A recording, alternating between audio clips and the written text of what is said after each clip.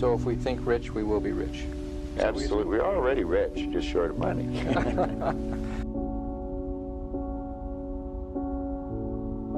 My experience has been people attend seminars, especially self-development seminars, to look for the answer.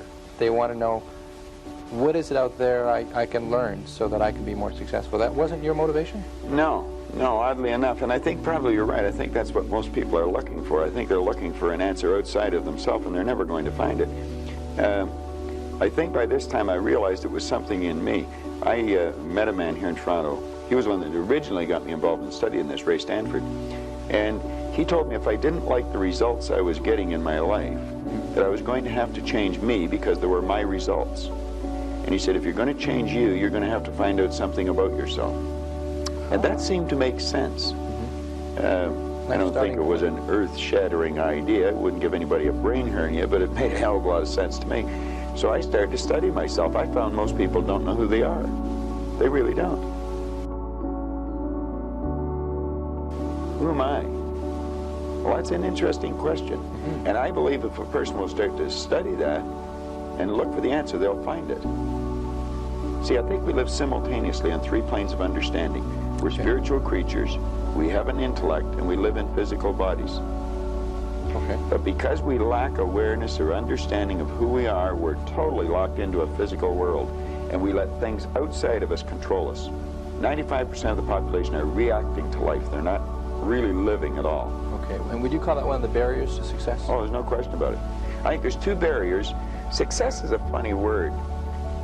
Nightingale had a great definition for it. He said a person's successful if they know where they are, and they know where they're going, and they're progressively moving in that direction. Anyone that has a goal, and they're moving towards it, they're successful.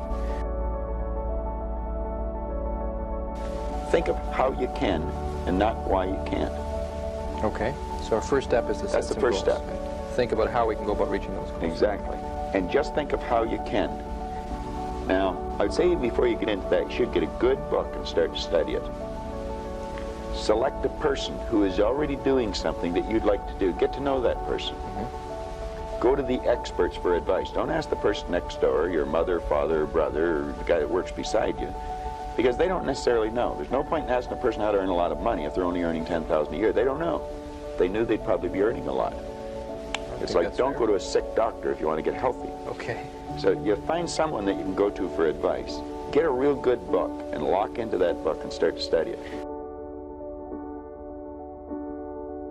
If I can build an image of something in my mind, I'm quite capable of building a physical replica of it in my world. So if I build an image of me as a happy, relaxed person, I can live like that. If I build an image of myself as being prosperous, I can become prosperous. Van Gogh, the great artist, was asked one time how he did such beautiful work. He said, I dream my painting, and then I paint my dream.